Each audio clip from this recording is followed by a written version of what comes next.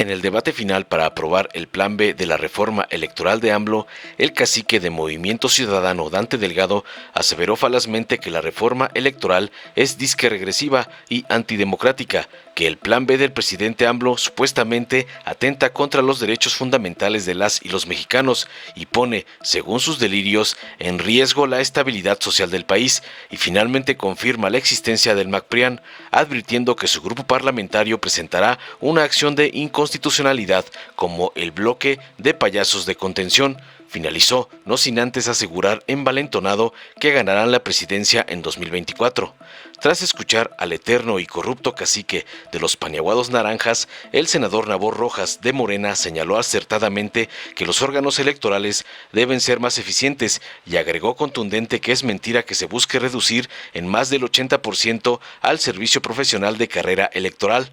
Además, evidenció que se busca ocultar lo que se hizo durante muchos años en los gobiernos de oposición al mantener al capo Genaro García Luna cercano al poder, sabedores de sus nexos con el crimen organizado, y generar una cortina de humo para que no se toque a gobiernos anteriores, haciendo marchitas pedorras para disque defender al INE, aseveró tajante, entre otras verdades. Lo anterior al hablar a favor del dictamen de la reforma a la Ley General de Instituciones y Procedimientos Electorales, la Ley General de Partidos Políticos y la Ley Orgánica del Poder Judicial de la Federación, y se expide la Ley General de los Medios de Impugnación en materia electoral. Veamos enseguida cómo el cacique Dante Delgado, gerente de la MAC franquicia del señor X, es ridiculizado por el senador Nabor Rojas por hacer cortinas de humo para tapar a Genarco García Luna. Presidenta, compañeras y compañeros senadores, hoy tenía que darse un posicionamiento por cada fuerza política que tomó la decisión de modificar una práctica parlamentaria. Segundo, es importante que advirtamos el vacío legal que da motivo a esta sesión. Y es un vacío legal porque se actúa al margen de la Constitución. Ya habían votado darle prórroga a fuerzas políticas en transferencia de votos. Y quiero decirlo porque Movimiento Ciudadano en el 2008 obtuvo una acción de inconstitucionalidad que ya determinó la inconstitucionalidad de la transferencia de votos. Y ahí está la mayor responsabilidad de quienes, sabiendo que la Corte ya se había pronunciado en ese sentido, hicieron una reforma anuda. Fue aprobada de manera precipitada porque el presidente de la República, indignado con las fuerzas políticas que lo han apoyado porque le habían negado ellas mismas la reforma constitucional, tomó la decisión de decir que si no la vetaría. Lo hubiera hecho. Hubiera sido más digno para el sistema legislativo del país. Por eso, para que no haya una confusión con la que algunos postrados ante el poder quieren hablar de los postrados ante la enfermedad, les digo que la actitud indigna, servil y lacayuno de quienes hacen uso de la palabra para congraciarse con el poder, en Movimiento Ciudadano trabajamos para garantizar el derecho a la democracia en este país. Y todas las acciones regresivas que se están dando es producto de la cerrazón, de la decisión, no podemos decir unipersonal, pero casi unipersonal, acompañada por quienes han sido durante mucho tiempo representantes de lo que era el PRD y hoy es Morena. Por eso, amigas y amigos, no podemos confundirnos. La reforma regresiva, tóxica, pervertida y antidemocrática de López Obrador se da con la voluntad vertical desde el poder. Está echando por tierra el trabajo y la lucha de millones de mexicanos por darse un sistema democrático imparcial. Si querían escuchar al pueblo postrado y no tener actores postrados, lo que se tenía que haber realizado era un amplio debate sobre una reforma electoral que debe de ventilarse al inicio de cualquier administración federal y no ponerse a prueba en la elección presidencial y en la elección más concurrida en la historia de este país. Eso, para mí, es traición a la patria. Poner a prueba un ejercicio democrático en un momento en que la polarización ha sido alentada desde el poder público del país es un alto riesgo para la estabilidad social del país. Y eso Movimiento Ciudadano no lo ha tolerado ni lo va a tolerar. Y para aquellos que piensan que sumando, perdón la expresión, sumando retazos van a poder continuar en el poder, les decimos que nos estamos preparando para derrotar a Morena y sus aliados en el 2024. Vamos a ganar y que quede claro, lo vamos a hacer al lado de la sociedad, no como ustedes lo quieren hacer, de manera muy indigna, en una actitud servil de quienes antes levantaban la voz y hoy solo utilizan la tribuna de manera lacayuna para servirle al presidente de la República.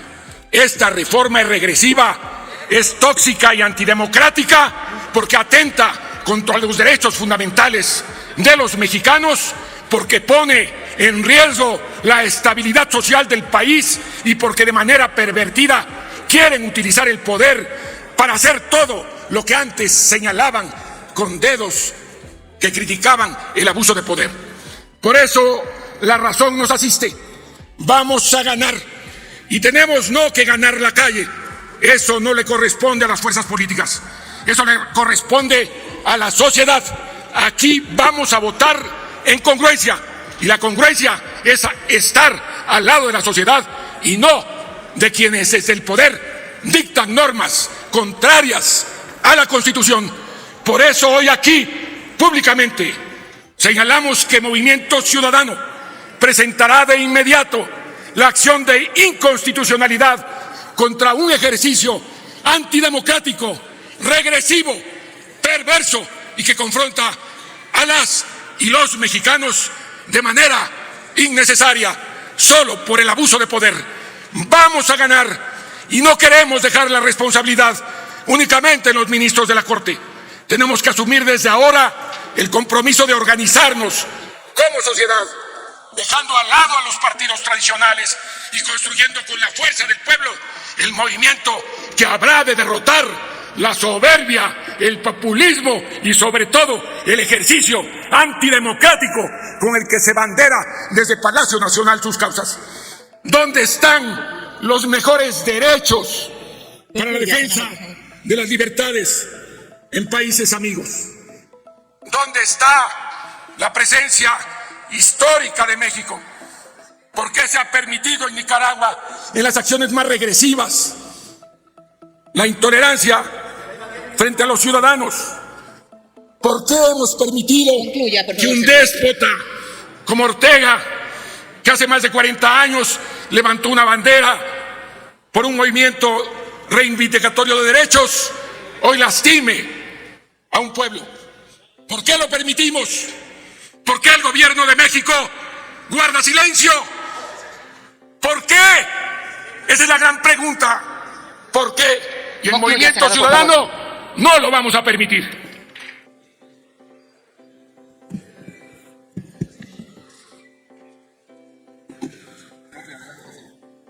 Híjole, si no se cae. Si no, aquí vamos a detenerlo.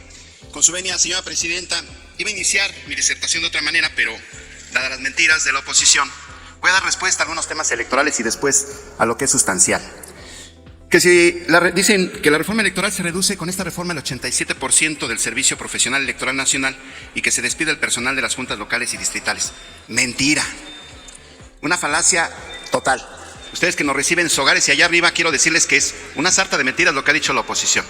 La reforma electoral solamente reduce el 9% de la plantilla del Servicio Profesional Electoral, no despide a ningún personal operativo del INE de ninguna manera. Esa es una mentira. Que la reforma electoral desaparece las juntas distritales del INE, tampoco, señoras y señores. La reforma nunca desaparece, ni los órganos distritales ni los órganos locales. Solamente cambia de denominación y su naturaleza debiendo definirla el propio INE. O sea, pura mentira. Tomé nota de las mentiras que están diciendo. La reforma electoral afecta a los módulos de atención ciudadana y afecta a la expedición de credenciales para votar con fotografía.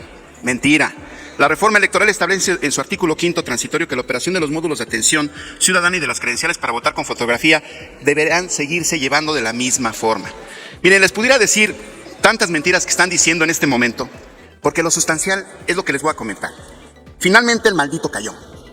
El maldito de García Luna, y digo el maldito porque lo consignan libros, lo consignan diarios, lo consignan medios. Así le llamaban desde los 14 años a García Luna.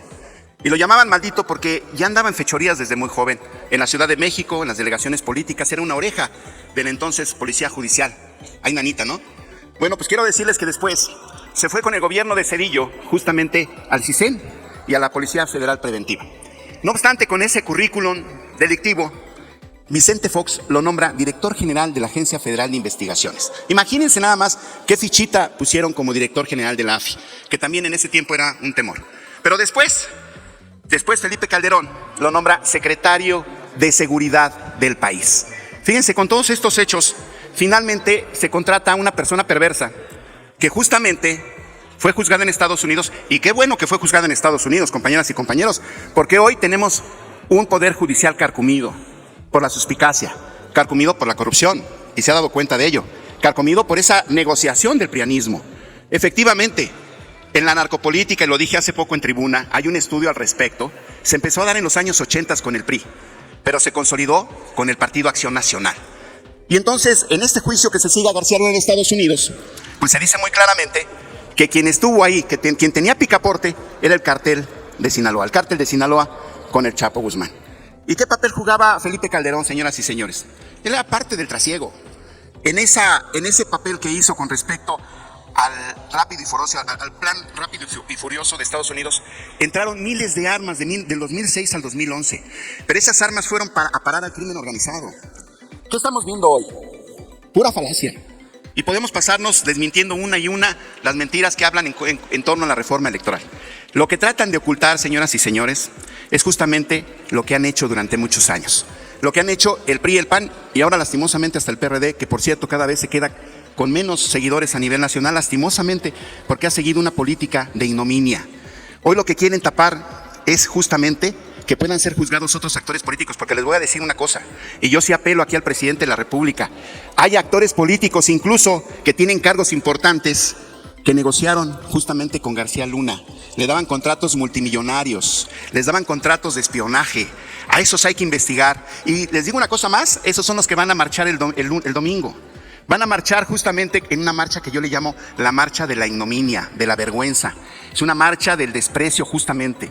Hoy lo que queremos con la reforma electoral, señoras y señores, es que los órganos electorales sean más eficientes, que no haya una burocracia dorada, que ya no haya pagos grandes, incluso de pagos por casarse, o sueldos estratosféricos, o autos, o teléfonos celulares. Estamos en otro tiempo de hacer política. Hoy lo que queremos es eficientar los órganos electorales.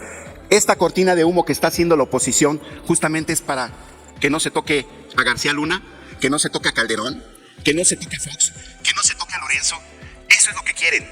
Y muchos de los que van a marchar el domingo tienen y tuvieron negocios con García Luna. Y van a marchar de manera desfachatada el domingo.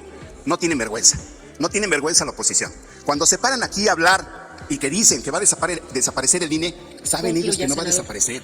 Saben ellos que lo que queremos es resguardar la democracia.